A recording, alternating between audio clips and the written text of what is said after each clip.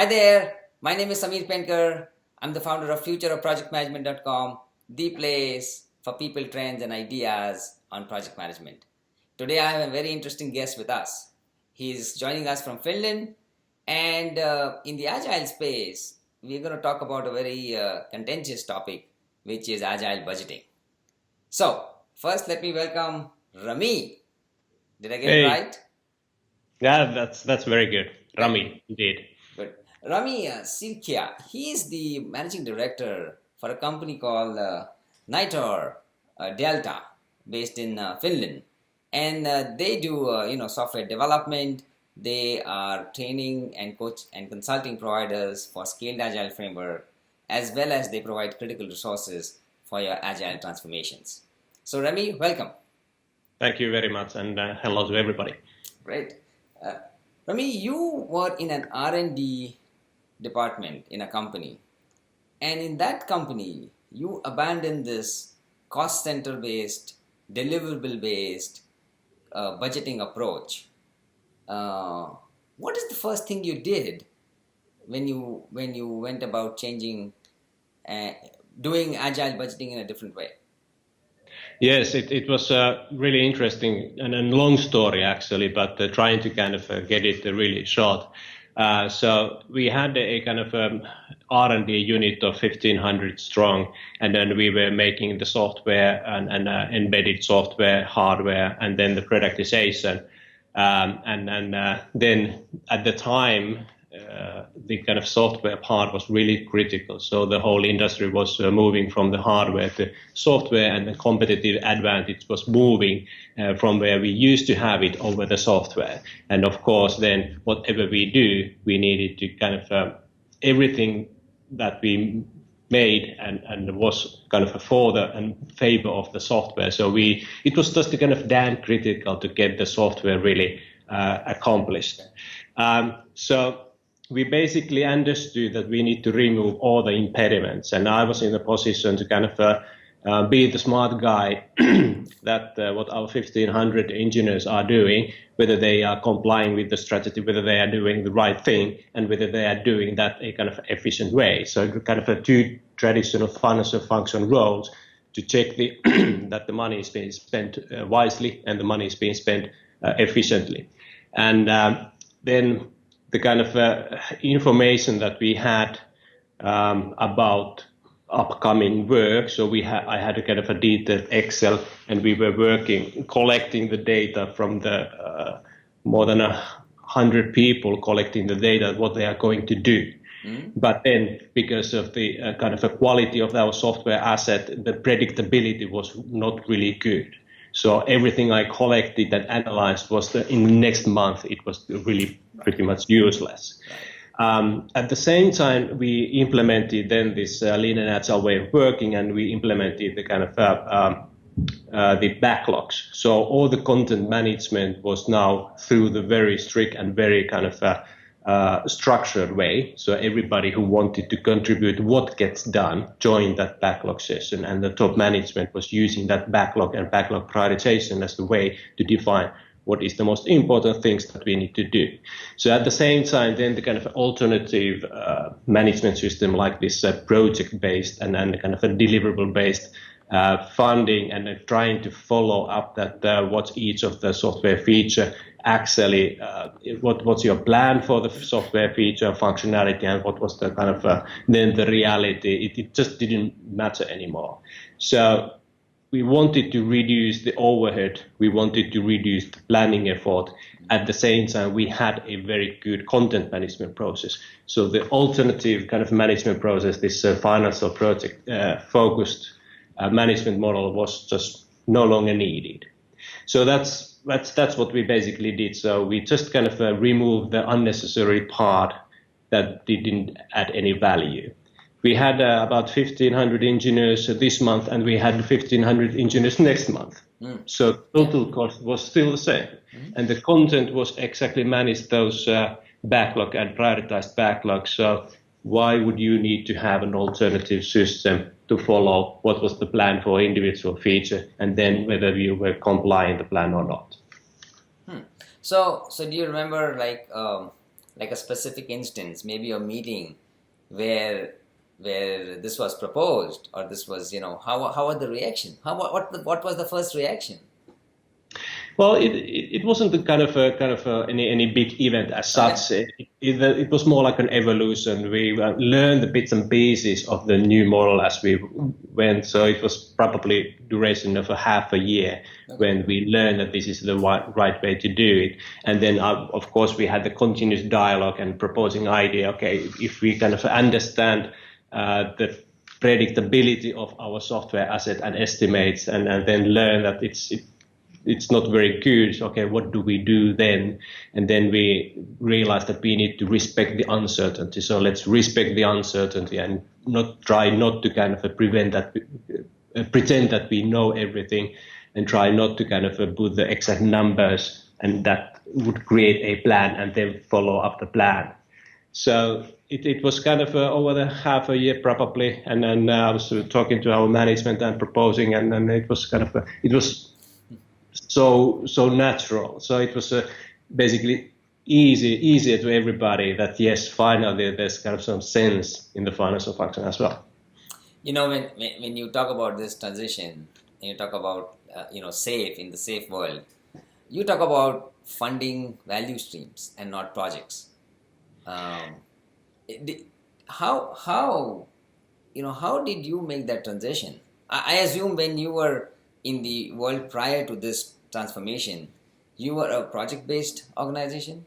You funded Correct. projects, and Correct. then you went from there to a more value stream funding, or that sort of angle. What were the challenges in that?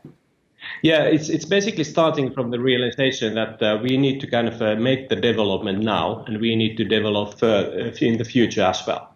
So, and we changed from the kind of getting people to the work, we changed that we get work to the people. So we basically established teams that can evolve, the teams can get better.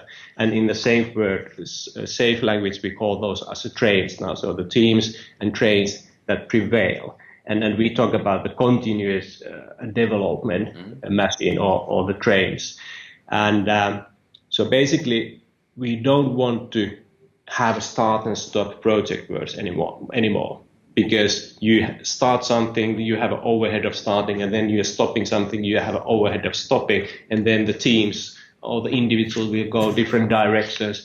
But when you understand that, okay, you need to develop in the future as well, and you understand that the teams can get better actually when they collaborate now and on a long term, then you understand that it doesn't make any sense to allocate your funding to the individual content of the work. Mm-hmm. But because the money is being still spent and burned by the people, by the employers, by the external consultants. So you accept that, okay, there's a certain money that will be anyway spent. And then we have the content management system. So we basically rely on the content management. Yes, we have a backlog. Everybody's participating on the backlog prioritization. And then you can rely that the right decisions are made on that particular session, and then you have the burning rate that is being spent by the people, and it doesn't change from month to month. It remains the same, and then it doesn't matter that it doesn't make any sense to allocate the funding to those individual details when you have a predictability pretty much zero. So that's a kind of one of the key issues, that you understand that it's a continuous development that you are doing from here to eternity, and you allocate, the people are burning the money, so you allocate to those value streams or the trains. In the SAFe 3.0, it was funding for the trains, and now in the 4.0, it's for the value streams. And there's a rationale for that, of course. But then that it wasn't actually it wasn't a big deal as such, because the management team trusted the backlog process.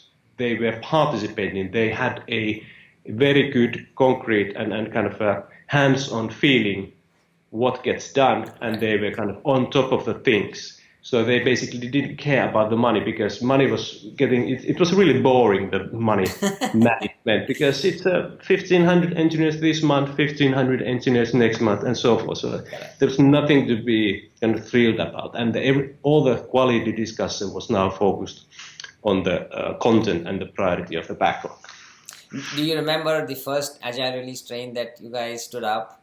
Can you maybe share an example of what it was? There's just kind of jumping between the different clients. So,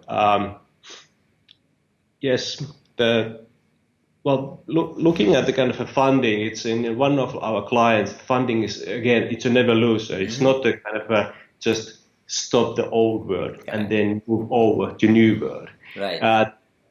There have been a case where there was a kind of old project larger project was turned into the train. Okay. Fine, good. But at the same time, they kind of took some of the kind of iron triangle elements away. So they said, okay, we don't necessarily know exactly what's going to happen over 12 months. Okay. So they built in this agility somewhat. But they still said, okay, we are going to burn the money at this particular rate. Okay.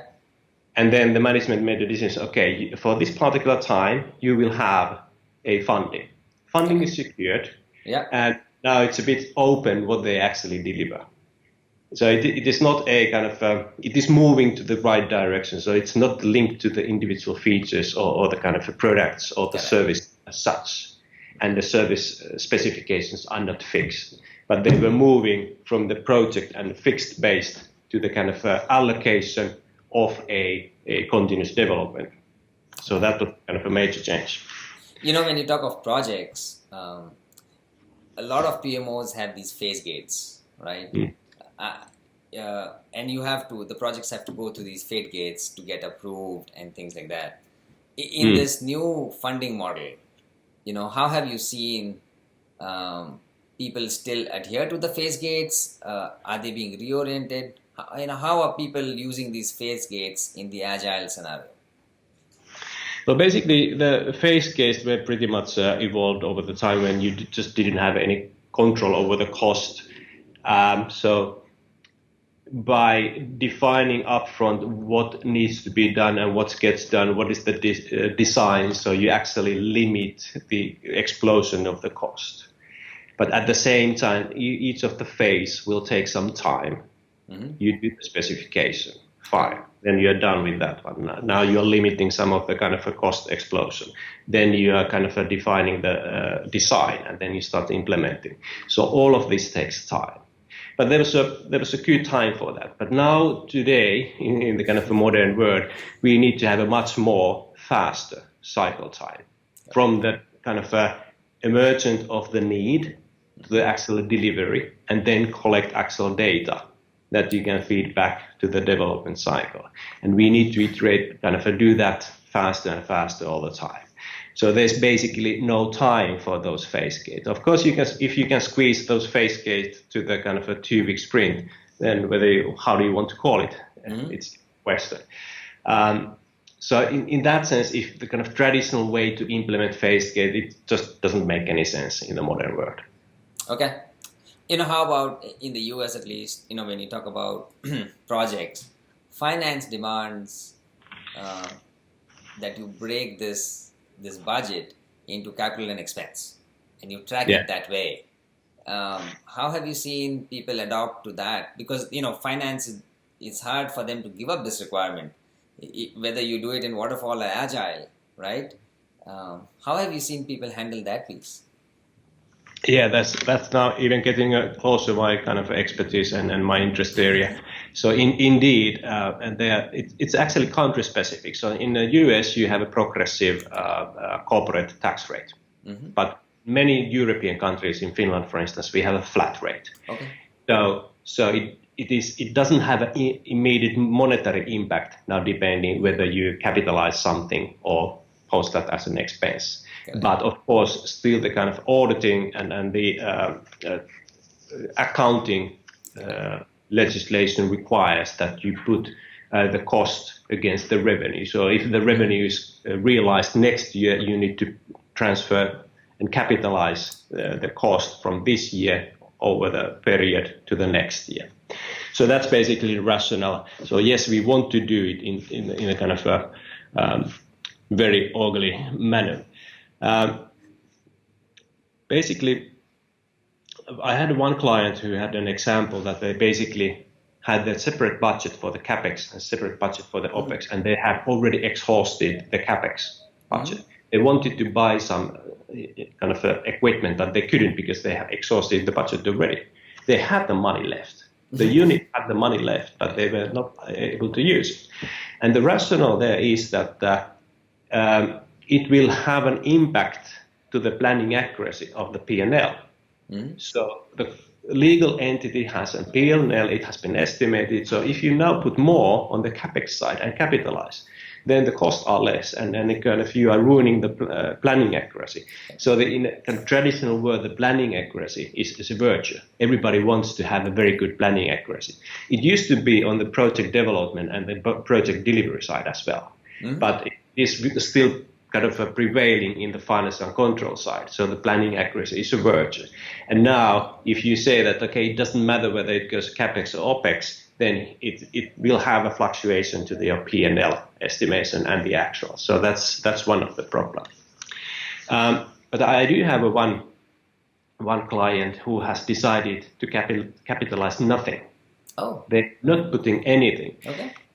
So first of all, there's a good kind of rationale. How do you do so? Whenever you are doing the EBIT definition, so the portfolio layer basically, you expense those. When you're actually doing the development work, then you capitalize those.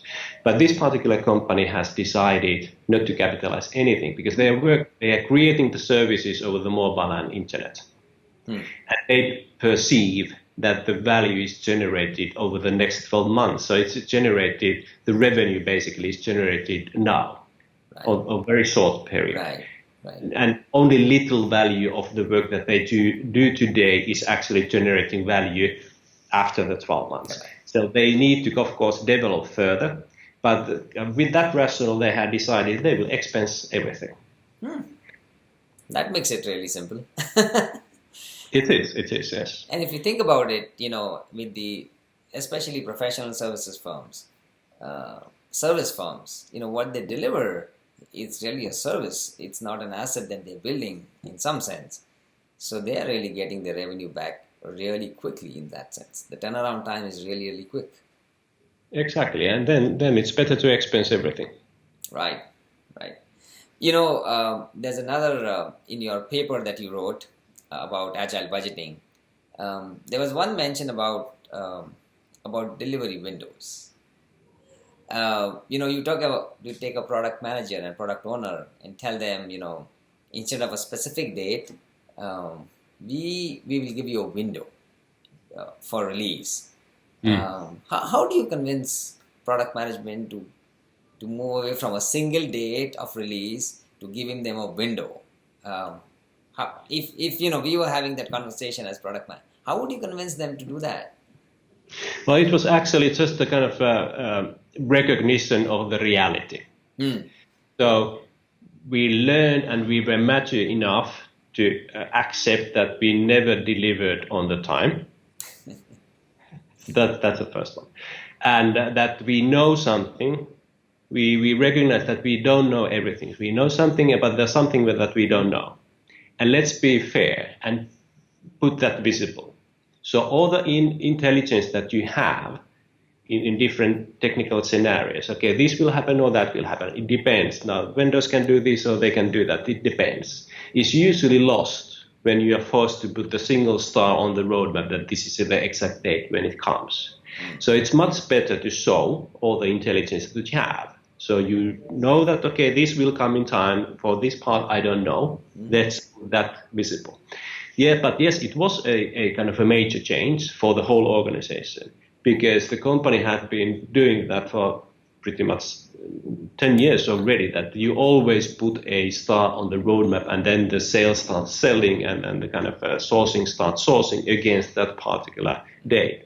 And then we put a boom, okay, this is a delivery window. It will come probably in this range of time. And then when we kind of moved closer, then we, of course, learned more and made it shorter and shorter. And eventually it was a date. Yes, of course, eventually you need to have a date. But if it's 12 months out, as it was in our case at the time, so many uncertainties. So let's be open and honest about that, and let's make it visible. Yeah, can you think about one specific instance where they were really unhappy with this, or a conversation or somewhere where this didn't really fly? Yeah, I wasn't actually part of the kind of making the presentation, Okay. but I remember the earlier discussion when we were creating plans that nobody believed, and we still reserved the manufacturing capacity from our own factories, which costed hundreds of thousands per week or whatever was the number. So it costed us huge number to have the capacity reserved for the product that everybody knew that will be delayed. So the problem is that it starts second guessing. So everybody will do the second guessing, but everybody will do it slightly differently. And now, by providing a kind of a much more credible starting point, yes, this is what we know and this is what we don't know. Let's put this window there. Mm-hmm. So one last question is, let's say you are sitting in front of a CIO, and they are beginning the agile journey, or thinking about it. What advice do you have for them? Yes, so it's actually interesting, and we are facing this all the time. And one thing that we've learned over the years of doing this agile transformation is that we want the agile and lean transformation to be rooted to the strategy. So a majority of the companies that I've been working with, they have a strategy about that digitalization is coming, you have a disruption coming, and we want to be best in the internet. Want to have a best user interface, we want to have a best web shop or whatever. Mm-hmm. And seldom they know actually what it means.